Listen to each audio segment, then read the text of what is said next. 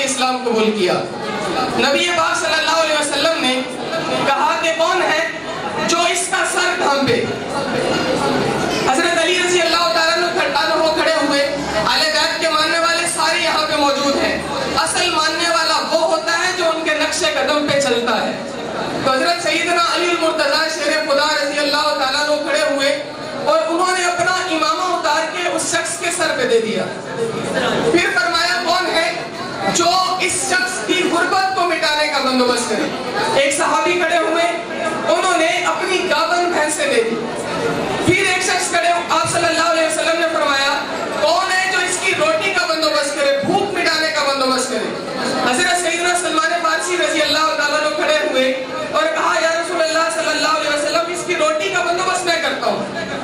اب ابتدائی اسلام تھا، غربت صحابہ میں عام تھی، روٹی کا بندوبست کسی کے گھر سے نہیں ہو رہا، کسی کے گھر میں صبح کا ہے تو دن کا نہیں، دن کا ہے تو رات کا نہیں، اور کسی کے پاس حال کا ہے اور مستقبل کا نہیں ہے۔ یہ حالت تھی۔ چلتے چلتے حضرت فاطمہ کے دروازے پہ دستک دی تو حضرت فاطمہ نے اندر سے پوچھا کون؟ تو حضرت فارسی نے کہا بیٹی تیرا چچا فارسی ہوں۔ کہا چچا کیسے آنا ہوا؟ کہا بیٹی میرے ساتھ ایک نو مسلم ہے، اس نے اسلام قبول کیا ہے، اسے بھوک لگی ہے، روٹی نہیں کسی سے مل رہی، روٹی دینی ہے، روٹی کا بندوبست کرنا ہے۔ حضرت فاطمہ رضی اللہ تعالیٰ عنہ کی چیخ نکل گئی، رو پڑی، اور آنسو ان کی رونے کی آواز اتنی تھی کہ باہر کھڑے گلی میں حضرت فارسی نے سنی۔ تو حضرت فارسی نے کہا بیٹی روتی کیوں ہے، کیوں رو رہی ہے، نہ رو، ہوا کیا؟ تو حضرت فاطمہ نے بتایا چچا آج 3 دن گزر چکے ہیں، فاطمہ کے گھر میں کچھ نہیں ہے، حسن اور حسین بھی فاقے سے کھانے کو کچھ نہیں۔ تو حضرت فارسی نے کہا بیٹی تو چپ کر، میں کسی اور کے پاس آتا ہوں، تو رہنے دے، میں بندوبست کر لیتا ہوں۔ حضرت فاطمہ نے روک لیا، نہیں چچا یہاں سے خالی چلے گئے، اس دروازے سے خالی چلے گئے تو ہو سکتا ہے قیامت تک اسلام قبول کرنے والا یہ کہے کہ ہم فاطمہ کے دروازے سے خالی آ گئے تھے۔ کہا خالی نہیں جانا، وہاں کھڑا کر لیا، اندر گئی، چادر دی اور کہا فلاں یہودی کے پاس آئیے، اس چادر کے بدلے میں اسے کہ آٹا دے، میں آٹا گوندھ کے روٹیاں اپنے بھائی کو کھلاتی ہوں، اپنے بھائی کے لیے دیتی ہوں۔ حضرت فارسی یہودی کے پاس پہنچے، یہودی کہنے لگا مجھے آج کا ماجرا بتاؤ، پہلے ایسا کبھی نہیں ہوا، پہلے یہ معاملہ کبھی اس گھر سے نہیں ہوا، آج کیوں ہو رہا ہے؟ حضرت فارسی نے ساری بات سنا دی کہ ایسے اس نے اسلام قبول کیا، فاطمہ کے دروازے تک ہم ایسے آئے، اور فاطمہ نے یہ کیا۔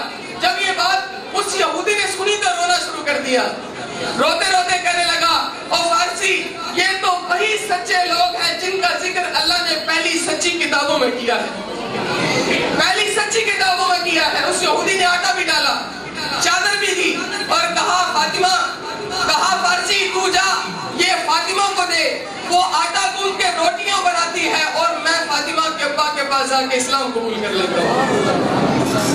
ایک اسلام قبول ایک بندے کی وجہ سے دوسرے کو توفیق ملی۔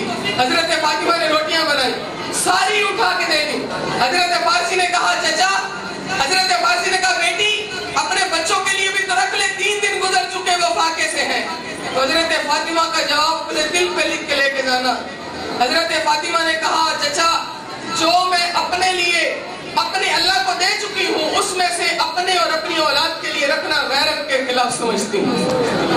اس پتہ چلا 1 سال پہلے انہوں نے اسلام قبول کیا، پھیرا کے ہمارے دوست تشریف لائے ہیں، حضرت مولانا بلال صاحب بھی، مولانا زاہد صاحب بھی، وہ انہوں نے بلایا، بھائی راشد کے بھائی میرے ساتھ تھے جب ہم گئے، بڑی جس حالت میں میں وہ کہانی آپ کو نہیں سنانا چاہتا، لیکن آپ یہ دیکھ لیں جب یہ ہمارے پاس آئے اسلام قبول کیا، ہم نے ان کا انٹرویو کر لیا، اس کے بعد قادیانی چناب نگر سے آئے اور آپ کے انہوں نے کہا 5 لاکھ روپیہ جو مولویوں نے لکھایا وہ بھی ہم دیتے ہیں، کار باہر کھڑی ہے یہ بھی تیری، کوٹھی بنا کے دیتے ہیں، تو دوبارہ سے مرزائی بن جا۔ ہماری اس بہن نے کہا اب جان دے سکتی ہوں، وہ دوبارہ قادیانیت پہ نہیں آ سکتی۔ ہم نے کچھ نہیں کھلایا، ہم نے جو خود کھایا، میرے بچوں نے کھایا، میری اس بہن نے بھی وہی کھایا، ہم نے ان کے لیے کوئی اچھا انتظام نہیں کر سکے، اس پہ میں ان سے معافی مانگ چکا ہوں، پھر معافی مانگتا ہوں آپ کے سامنے۔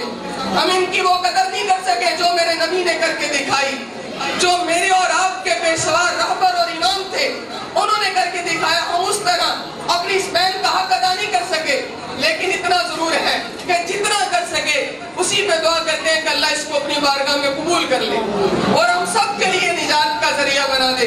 یہ بہن ہمارے پاس آئی اس حالت میں، ہم نے الحمدللہ آپ سب کو جمع کیا کہ اس خوشی میں آپ سارے شریک ہو جائیں۔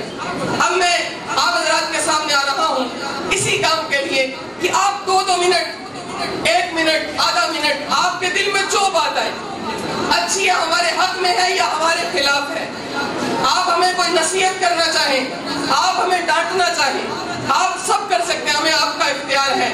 آپ کو ہم فل اختیار دیتے ہیں کہ آپ جو کہنا چاہیں کہہ دیں، لیکن یہ بات یاد رکھیے کہ یہ اسلام قبول کرنے والی صرف ایک بہن آپ کے سامنے ہے، جس نے آپ آج جس کی رخصتی کے لیے آپ سارے جمع ہیں۔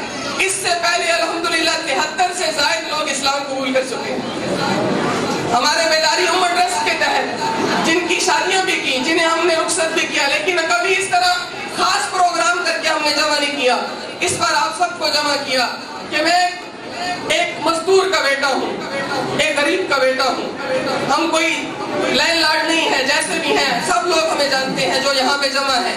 بس یہ ہے کہ اگر ہم یہاں تک آ چکے، اس سے آگے ہم سارے مل کے اس کارواں کو آگے لے چلیں۔ ہمارے پاس بہت سارے لوگ ایسے ہیں جو آج بھی چناب نگر قادیانیوں کے گڑھ کے اندر 200 سے زائد خاندان بیٹھے ہیں جو اسلام قبول کرنا چاہتے ہیں، لیکن عدم تحفظ کی وجہ سے وہ اسلام قبول نہیں کر رہے۔ ہمارے صحافی سید اشرف صاحب بھی تشریف فرما ہیں، میں ان سے ہمبلی ریکویسٹ کروں گا کہ آپ میڈیا کے ہیں، آپ اس آواز کو میڈیا پہ بھی ضرور اجاگر کیجئے کہ اسلام قبول کرنے والے کے اوپر جھوٹے مقدمات بنا کے انہیں جیلوں میں ڈالا جاتا ہے۔ اس کے اوپر ہمارے پاس بہت ساری کہانیاں موجود ہیں، ہم آپ سے ملوا بھی دیں گے، لیکن یہ کہ اس کے اوپر ہم آپ سے گزارش کرتے ہیں کہ ہمارے سرگودا کے جتنے بھی صحافی ہیں ان کی باقاعدہ طور پہ میٹنگ، اجلاس، ان کی دعوت کر دی جائے اور اس پروگرام کو ان کے سامنے رکھا جائے، تو جو کام ہم مہینوں میں کریں گے انشاءاللہ آپ کی محبت سے وہ دنوں میں کر لیں گے۔